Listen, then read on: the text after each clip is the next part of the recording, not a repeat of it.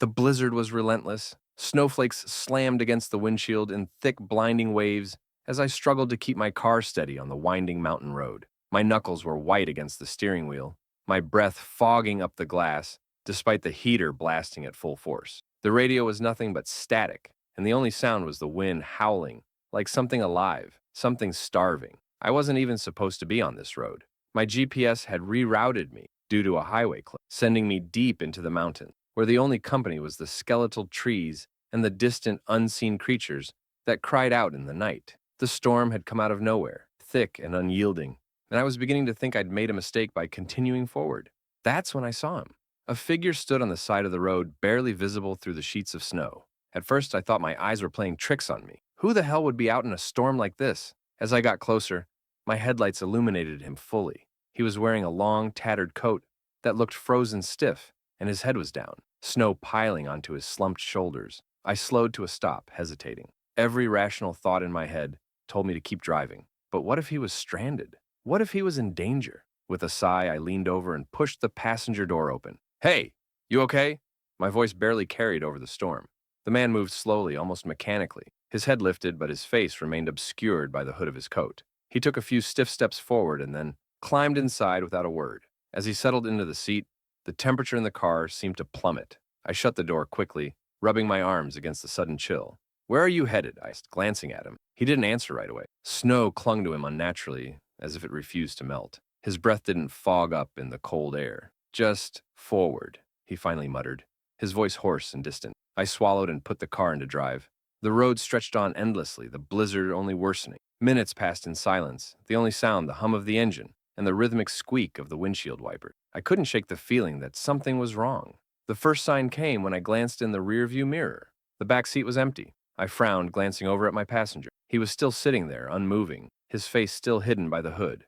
I exhaled, shaking my head at my own paranoia. But then, in the mirror, I saw something else. A single wet footprint was forming on the seat beside me. My chest tightened. I tried to focus on the road, my hands gripping the wheel so hard they ached. The temperature continued to drop. The heater was still on full blast, but my fingers were numb. I could see my breath now, thick and white, curling in the frigid air. The man shifted beside me. "You shouldn't have stopped." His voice was barely a whisper, but it cut through the silence like a knife. My mouth was dry. "What do you mean?" Slowly, agonizingly, he turned his head to face me. The hood slipped back just enough for me to see what lay beneath. There was no face, only dark, sunken hollows where eyes should have been. His mouth was a gaping, frozen wound, lips cracked and blackened with frostbite. And worst of all, his skin was peeling, flakes of frozen flesh falling like snow onto my seat. I jerked the wheel in terror, the car swerving violently on the icy road.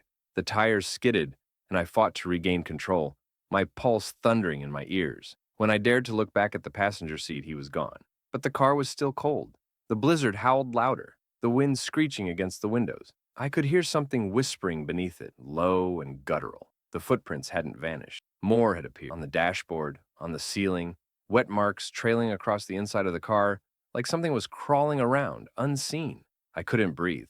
My vision blurred, the road twisted sharply ahead, and before I could react, my car slid violently to the side. The world spun. There was a deafening crash, glass shattering, metal screaming as the car flipped. My body was thrown against the seatbelt, and then blackness. When I woke, I was staring at a bright white ceiling. A steady beep echoed in my ears. Hospital. My body ached, my head pounded, and when I turned my head, I saw a nurse standing beside me, checking my vitals. "You're lucky," she said with a small smile. "A truck driver spotted your car in the ditch this morning. You were unconscious, but you're going to be okay." I swallowed, my throat raw. "Was there—" My voice cracked. "Was there anyone else in the car?" Her smile faded. She hesitated, glancing at the clipboard in her hands. "No," she said carefully. "You were alone."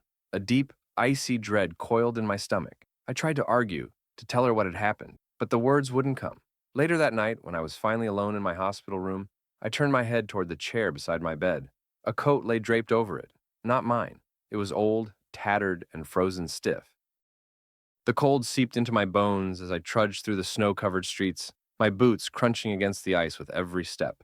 The winter night was eerily silent, the kind of silence that made you hyper-aware of every sound. The distant creak of a tree, the faint rustling of the wind, the slow drip of melting ice. I was walking home from my shift at the bookstore, exhausted and eager to get inside, away from the unforgiving cold. My apartment was only a few blocks away, but the streets felt unusually empty. No passing cars, no distant voices, just me, my breath forming white clouds in the air, and the unsettling feeling that I wasn't alone. Then I saw it. Across the street, standing just beyond the glow of a flickering street lamp, was a figure. They were tall and thin, almost unnaturally, their body rigid and unmoving. They wore a long coat, dark against the pale backdrop of the snow. Their face was hidden beneath the shadow of a hood. I slowed my pace. The figure didn't move. It just stood there, watching. A chill ran down my spine, and it wasn't from the cold. I forced myself to look away, focusing on my footsteps, my breath, anything but the thing standing across the street. But as I turned the corner, something inside me told me to look back. The figure was closer. My stomach twisted into a tight knot. I wasn't imagining. It had moved, but I hadn't heard a single step. The snow was undisturbed around it. I picked up my pace, my heartbeat hammering in my chest. My apartment was only a few minutes away. Just keep walking. Don't look back. But I couldn't help myself. I stole another glance over my shoulder, my breath catching in my throat. The figure was standing on my side of the street now, just a few feet behind me, close enough that I should have heard it, close enough that I could see its hood shifting slightly as if its head was tilting. Run! The instinct hit me hard, and I obeyed without thinking. I sprinted down the street, my boots slipping on patches of ice, my breath ragged. My apartment was in sight, the warm glow of the lobby light spilling onto the snow. Almost there. I didn't dare look back again. Fumbling with my keys, I shoved open the front door and slammed it shut behind me, my chest rising and falling in frantic gasps. The security guard at the front desk raised an eyebrow at me. You okay? I turned to look through the glass door, my pulse still thudding in my ears. The street outside was empty. No footprints, no figure. Just the endless stretch of snow-covered pavement. I forced a laugh, though my hands were still shaking. Yeah, just the cold. He nodded, returning to his newspaper as I hurried toward the elevator, but I still felt it. That lingering unease, like something was watching. I shook it off and stepped inside the elevator, pressing the button for the sixth floor. The doors slid shut. The elevator hummed as it began to rise. I let out a slow breath, trying to calm myself. Then the lights flickered. The elevator jerked, the hum faltering for just a second. I swallowed hard, watching as the overhead light buzzed weakly before steadying again. I told myself it was nothing, just an old building, an old elevator. Then the numbers on the panel began to change. 6, 5, 4.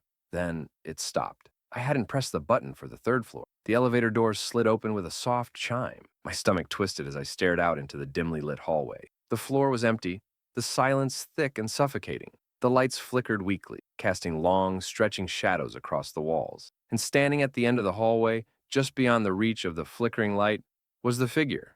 It was inside the building. I slammed the closed door button frantically, my pulse a wild drumbeat in my ears. The doors shuddered, slowly inching shut as the figure began to move. It didn't walk. It glided, silent, effortless. The doors finally sealed shut just as it reached the threshold. I pressed myself against the back of the elevator, heart hammering as the lift ascended again. Ding! The doors opened to the sixth floor, and I all but stumbled out into the hallway. My apartment was just down the hall. I ran, my hands fumbling with the keys, my breathing coming in short, shallow gasps. The second I was inside, I locked every single bolt, pressing my back against the door as I tried to steady myself. The apartment was silent, but I couldn't shake the feeling that something was off. I checked the windows, locked. I checked the bathroom, empty. I checked the closets, the shadows under my bed, nothing.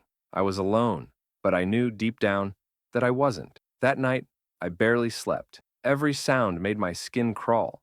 Every shadow seemed to shift in the darkness. At some point, exhaustion finally won, and I drifted off. I woke to the sound of slow, deliberate knocking. Knock, knock, knock. It was coming from my closet. The night was bitterly cold, the kind of cold that seemed to creep into your bones and settle there. I'd never liked winter, but this one felt different. Heavier, quieter, like something was pressing down on the world, muffling it. I was staying at my uncle's cabin deep in the woods of northern Michigan, a last-minute trip to help him with some renovation. The cabin was old, built decades, and had that distinct smell of aged wood and dust. It sat alone in a clearing, surrounded by towering pines that groaned when the wind howled through them. Uncle Tom had left for town that evening to get supplies, leaving me alone for the night. I didn't mind. I had grown up in the city, but I liked the solitude out here. At least, I thought I did. The first strange thing happened around 10 p.m. I was reading by the fireplace when I heard it, the unmistakable crunch of footsteps in the snow just outside the window. I froze, listening. The sound was slow, deliberate, circling the cabin. My heart started to pound. I set my book down and quietly moved to the window, pulling back the curtain just enough to peek out. Nothing, just the trees swaying in the wind, their branches casting long, twisting shadows against the snow. But I knew I had heard something. I checked the front door. Locked. The back door. Locked. Every window was shut tight. Maybe it had been an animal, a deer, a fox, anything but what my mind was beginning to suggest. I told myself I was being paranoid. Then came the tapping, light, rhythmic taps against the window. I turned slowly, my breath catching in my throat. The sound was coming from the large window near the fireplace. The curtains were drawn, blocking my view, but I could see the shadow behind them, a tall, thin shape pressed against the glass. I couldn't move, couldn't breathe. The tapping continued, patient like whoever or whatever outside knew I was listening. And then, in a voice barely above a whisper, it spoke. Let me in. Every hair on my body stood on end. The voice was strange, distorted, as if it was being forced through frozen lips. It didn't sound right. I backed away slowly, my hands trembling. I didn't dare open the curtain. I didn't want to see what was standing on the other side of that glass. The tapping stopped. The silence was worse. Minutes passed, maybe hours. I sat there, gripping the fire poker, my ears straining for any sound. Nothing. Eventually, exhaustion, and I drifted into a restless sleep by the fire. When I woke up, the sun was just beginning to rise, casting a pale light over the room. For a moment, I almost believed I had imagined everything. Then I saw them, footprints, leading from the woods to my window, perfect, distinct prints in the snow. But there were no prints leading away. Winter nights in my small town were always quiet, too quiet. The kind of silence that made every little sound feel amplified, every creak of a floorboard, every gust of wind rattling the windows, every faint rustle outside. That silence had never bothered me before, until the night something knocked on my window. I lived alone in a small rental house on the edge of town. It wasn't much, just a one-bedroom place with an old fireplace and a view of the dense woods out back. I had moved in a few months prior, lured by the cheap rent and the promise of peace and solitude. But something about the house always felt off. It started with little things. At first, I would wake up to find my kitchen chairs slightly moved from where I'd left them. The bathroom door, which I always shut before bed, would be cracked open in the morning. I blamed it on drafts, on my own forgetfulness. I had to. The alternative was too unsettling. But then, the noises started. Soft, barely audible scratching against the walls and a faint tapping at my bedroom window. My backyard light flickering even though I had replaced the bulb twice. I convinced myself it was the wind, animals, the house settling. Then, one night, just as I was drifting off to sleep, I heard it, a knock, not on my front door, not on my back door, on my window, my bedroom. The sound was slow, deliberate. 3 soft knocks, each one perfectly spaced. I shot up in bed, my breath frozen in my throat. My window faced the backyard. There were no porch lights out there, no street lights, just darkness and the towering trees. I stared at the window, waiting, hoping I had imagined it. Then, 3 more knocks. I grabbed my phone, heart pounding, and turned on the flashlight. My hands were shaking as I pointed it toward the window, the bright beam cutting through the darkness outside. Nothing. The backyard was empty, just snow-covered ground and the black silhouettes of trees. No footprints, no sign of anyone. I barely slept that night. The next morning, I checked the backyard again. There were no tracks, no disturbances in the snow. It was as if nothing had happened, but I knew what I had heard. That night, I was prepared. I locked every door, checked every window twice, and sat awake in bed with my phone in hand. Hours passed and nothing happened. Until 2:13 a.m., the knocking came again. I jumped out of bed, my pulse roaring in my ears. This time, I didn't grab my phone. I didn't turn on the flashlight. I just listened. The knocks were different now, faster, more urgent. Then came the whisper, "Let me in." I wanted to run, to leave, to pretend I hadn't heard it. But something in me needed to look, needed to know. I slowly turned my head toward the window, and I saw it. A face, not a person, not anything I could explain. Just a pale, distorted face pressed against the glass, its hollow eyes locked onto mine. I gasped and stumbled back, my stomach twisting with pure terror. The thing at the window didn't move, didn't blink. It just watched me. Then, slowly, its lips stretched into an unnatural, almost human smile. I ran. I don't remember grabbing my keys. I don't remember throwing open my front door. I just remember sprinting out into the freezing night, not stopping until I reached my neighbor's house. I never went back to that house. I broke my lease, packed what little I could in broad daylight, and left. But sometimes on cold winter nights, I wake up to the memory of those knocks. And worse, I still hear them. The snowstorm had rolled in faster than expected, swallowing the roads and blanketing the town in an unforgiving white haze. I'd been driving home from my parents' house, A 2-hour trip that should have been uneventful. But the storm changed everything. At first, I thought I could push through. My tires were new, my gas tank was full, and I had made this drive dozens of times. But as the snow thickened and the wind howled, I started to regret my decision. Visibility dropped to almost nothing. The headlights barely cut through the swirling snow. The road signs became unreadable, their shapes distorted by the storm. Then I saw the detour sign, a bright orange arrow pointed toward a side road I didn't recognize. I slowed, trying to figure out where I was. My GPS had lost signal miles ago, and I couldn't tell if I had missed a turn in the blizzard. The main road ahead looked completely buried in snow, almost impassable. The detour was the only clear path. I hesitated, then turned onto it. The road was narrow, winding through a dense forest. The trees loomed on either side, their branches heavy with snow. The further I drove, the more isolated it felt. No streetlights, no houses, just the endless stretch of icy road disappearing into the darkness. Then, my headlights caught something ahead, a figure standing in the middle of the road. I slammed on the brakes, my heart pounding. The figure didn't move. It just stood there, barely visible through the snowfall. At first, I thought it was a person, maybe a stranded driver. But as I looked closer, something about it felt wrong. The shape was too still, too rigid. Its head was tilted at an unnatural angle. It was wearing a long, dark coat, but the wind didn't seem to affect it. I gripped the wheel, my pulse racing. I honked the horn. The figure didn't react.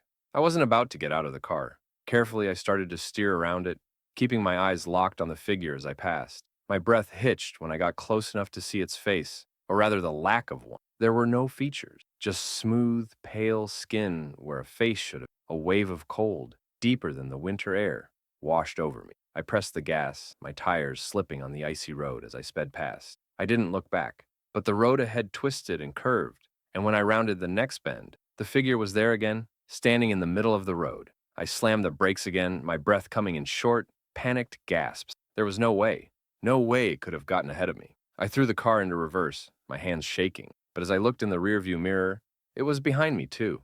I was trapped. My fingers dug into the steering wheel as I tried to think. The only thing I could do was drive forward, get past it, get out of this nightmare. Summoning every ounce of courage, I gritted my teeth and floored it. The figure didn't move, but as I drove through it, as my headlights passed over its shape, I swear I saw its faceless head turn to watch me. The next thing I knew, I was back on the main road. No memory of turning around, no sign of the detour, just the highway stretching ahead, the storm beginning to ease. I made it home that night. I never spoke about what I saw.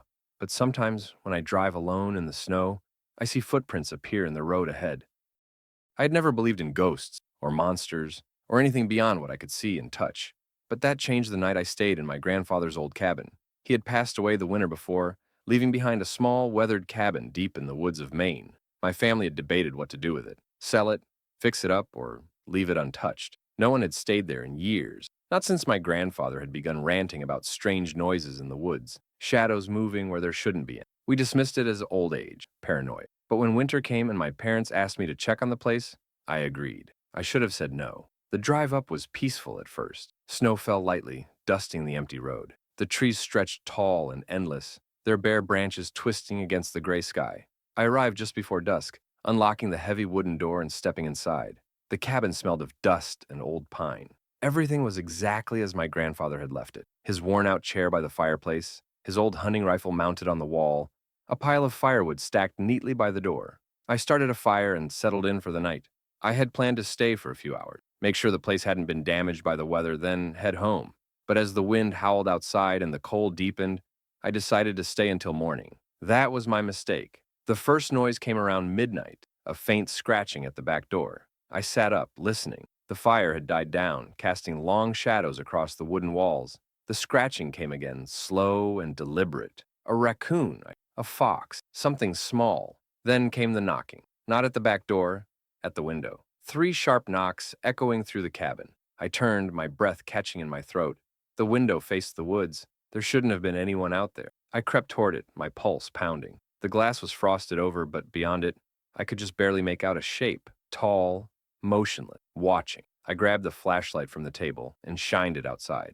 Nothing, just snow and trees. I told myself I was imagining. I locked the door, checked the window, then, reluctantly, went back to bed. I shouldn't have. At 3:07 a.m., I woke up to something worse. A whisper, right outside the window. I froze. The voice was soft, barely audible. like the wind was carrying it. But I could make out the words. Come outside. I squeezed my eyes shut. I didn't move, didn't breathe. Come outside!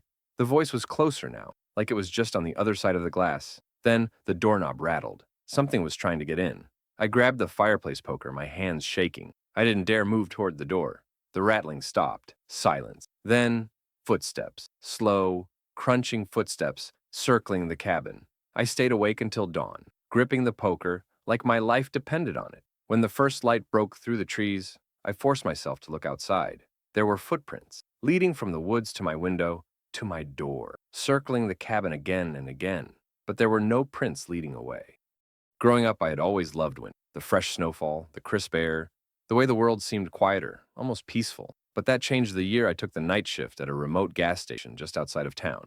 It was a tiny, rundown place, the kind you only stopped at when you were desperate for fuel or a bathroom break. The owner, a man in his 60s named Frank, hired me right before the first big snowstorm of the season. Just watch the register, keep the coffee fresh, and don't go outside after midnight, he told me. I laughed. Why? Something out there gonna get me? Frank didn't smile. Just don't. I should have listened. The first few nights were uneventful. A few truckers passing through, the occasional traveler looking for direction. But mostly, it was just me and the hum of the fluorescent lights. The snow fell heavier with each passing night, and by the third shift, the roads were practically deserted. That was the night I saw him. It was around 2:30 a.m.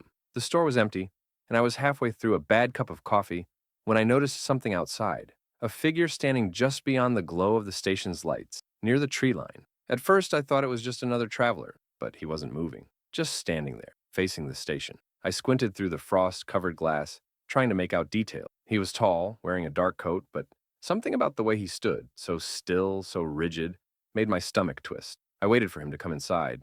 He didn't. I tried to ignore him, but the longer I watched, the more I realized something was wrong. His breath didn't fog in the cold air. The snow around him was untouched, like he hadn't walked there at all. Then, as if he knew I was watching, his head tilted, too far to the side, like his neck had broken. A chill ran down my spine. I turned away for half a second, just to grab my phone. When I looked back, he was closer, not walking, not moving, just closer. I locked the door. The next time I looked, he was at the window. His face was almost pressed against the glass. Nothing there. No eyes, no mouth, just a smooth, pale surface where a face should. My breath caught in my throat. Then he knocked. 3 slow, deliberate knocks. I wanted to scream, to run, but my body wouldn't move. Knock, knock, knock. The power flickered. The security camera screen went black. Then the door handle started turning. I stumbled backward, my heart slamming against my ribs. The door was locked. It had to be locked, but the handle kept turning, and then the knocking came from the back door. I bolted to the supply room, locking myself inside. My hands were shaking as I grabbed my phone, trying to call Frank. No signal. The knocking started again. Both doors, at the same time. Then, the whispering. It was low, almost like the wind slipping through the cracks in the walls, but I could hear the words. Let me in. I pressed my hands over my ears. I wasn't going to listen. I wasn't going to move.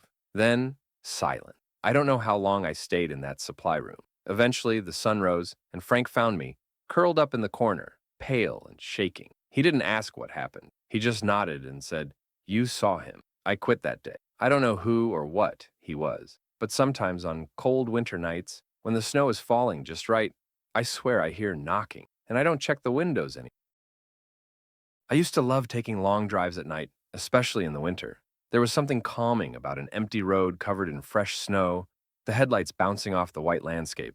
But after what happened last December, I don't drive alone at night anymore. I was coming back from a weekend trip with some friends, making the long drive home through back roads that cut through miles of forest. It was past midnight, and the snowfall was getting heavier, but I wasn't worried. I had driven this route plenty of times. That was until I saw the hitchhiker. At first, I barely noticed him, just a dark figure walking along the side of the road, his head down, his hands stuffed into his pocket. He wasn't dressed for the cold, just a thin hoodie and I remember thinking he must have been freezing. As I passed him, something made me glance at my rearview mirror. He was standing still now, facing my car. A weird feeling settled in my stomach, but I told myself it was nothing. Just some guy stuck in the snow. I kept driving. Then, a few miles ahead, I saw him again, walking along the side of the road, same hoodie, same posture. I slammed on the brakes, my heart racing. That wasn't possible. There were no turnoffs, no shortcuts he could have taken. He couldn't have gotten ahead of me. I told myself I was tired seeing things, but as I drove past, I forced myself to look at him. His face was pale, too pale, and his eyes, they were all black. I pressed the gas, speeding through the snow. My hands were shaking, my breath coming fast. I didn't know what I had just seen, but I wanted to get as far away as possible. Then, the radio cut out. Static filled the car, crackling over the speakers. The headlights flickered, and then someone whispered my name. I nearly lost control of the car. I grabbed my phone, desperate to call someone, anyone, but there was no signal. That's when I saw him again, standing in the middle of the road. I swerved, barely missing him. My tires skidded on the ice, and for a terrifying second, I thought I was going to crash, but somehow I stayed on the road. I didn't stop. I didn't look back. When I finally reached home, I sat in my driveway for almost an hour, my hands still trembling. I don't know what I saw that night, but every winter since, when I'm driving alone in the snow, I always check the rearview mirror, because sometimes, just for a second, I see him watching me. There's something different about winter nights. The cold makes everything quieter, the snow absorbs sound, and the darkness feels heavier. I never feared it before, until last year. I was house sitting for my uncle while he was away for the holidays. His cabin was deep in the mountains, the kind of place that looked beautiful during the day, but turned eerie at night. There were no neighbors, no nearby towns, just miles of snow-covered forest. The first night was peaceful. I made a fire, watched some TV, and fell asleep on the couch. Then, at exactly 3:12 a.m., I woke up. I didn't know why at first. Then I heard it, soft knocking, not at the front door, at the window. My stomach twisted as I sat up, heart hammering. The curtains were closed, and I had no intention of opening. The knocking continued, slow and deliberate. Knock, knock, knock. I grabbed my phone and checked the security cameras my uncle had installed. The screen flickered, and for a moment, all I saw was static. Then, the feed came back. The cameras showed nothing, just snow, trees, and an empty porch. But the knocking didn't stop. I wanted to believe it was just the wind, a branch against the glass, something rational. But then, the doorknob started to turn. I bolted up. My breath caught in my throat. The door was locked, but the knob twisted back and forth, slow at first, then more violently. Then came the whispering. It was muffled, like someone speaking from the other side of the glass. But I could make out words. Let me in, I'm so cold. I didn't move, didn't breathe. The voice didn't sound right. It wasn't desperate or shivering like someone freezing outside. It was calm, too calm. Then the worst part happened. My phone vibrated in my hand, a notification. Motion detected. Back door? I didn't want to check, but I had to. I switched to the back camera feed. There was someone standing there, not moving, not knocking, just standing. The figure was tall, wearing something dark, its face hidden by the shadows. But the longer I looked, the more I realized something was wrong. The snow beneath it was undisturbed. No footprints. And then, it turned its head toward the camera. Not like a normal person, not like someone hearing a sound. The movement was unnatural, slow, almost mechanical. I dropped my phone. My blood turned ice cold. The whispering came back, but now it was right behind me. I know you're awake. I spun around. Nothing was there. I didn't sleep the rest of the I sat in the corner, clutching my phone, watching the doors and windows until the sun finally rose. When morning came, I checked the snow around the cabin. No footprints, no signs that anyone had been there at all. But I know what I heard. I know what I saw. And now, every winter when I hear knocking late at night, I never check the windows.